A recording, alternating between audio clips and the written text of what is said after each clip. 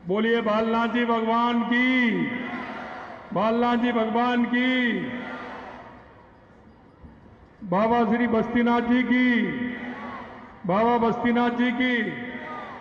आज के इस बहुत ही ऐतिहासिक और सांस्कृतिक कार्यक्रम में हम सब के बीच में आधुनिक राजनीति के चाणक्य, हमारे देश के गृह मंत्री, सहकारिता मंत्री माननीय आदरणीय अमित शाह जी का इस कार्यक्रम में आने पर बहुत बहुत स्वागत और अभिनंदन करता हूं। एक बार जोरदार तालियों के साथ माननीय गृह मंत्री जी का स्वागत करें।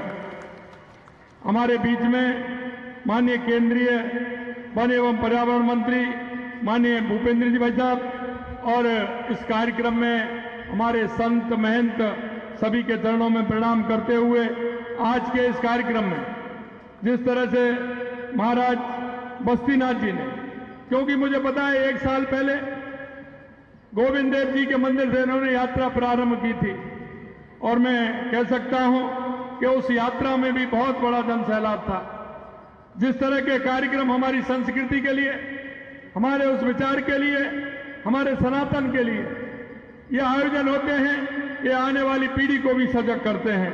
मैं श्रद्धेय संतजन और सम्मानित अधिगणों को सभी को प्रणाम करता हूं। और आज रामनवमी है, मैं सभी प्रदेशवासियों को रामनवमी की बहुत बहुत शुभकामनाएं देता हूं। सिद्ध योगी ब्रह्मलीन श्री श्री 1008 बाबा बालकनाथ जी महाराज को भी नमन करता हूं, और उनके आशीर्वाद से ही पिछले 11 अप्रैल को ये लक्की कलश यात्रा के साथ पावटा की इस पावन धरती पर 108 कुंडीय महामृत्युंजय रुद्र महायज्ञ का शुभारंभ हुआ था। मेरा सौभाग्य है कि आज मुझे महायज्ञ के पवित्र पूर्ण आहुति कार्यक्रम में शामिल होने का अवसर भी मुझे मिला है।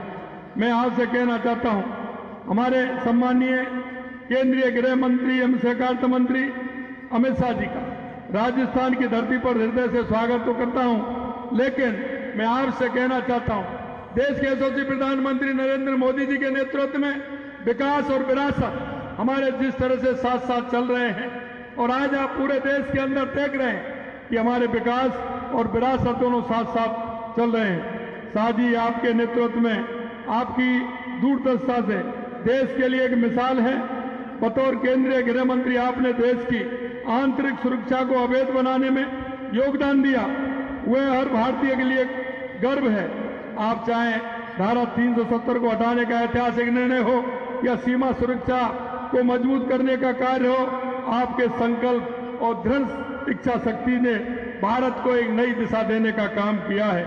इसी तरह से आपने सहकारिता के क्षेत्र में एक देश के अंदर एक बहुत ही ऐतिहासिक काम हुआ है।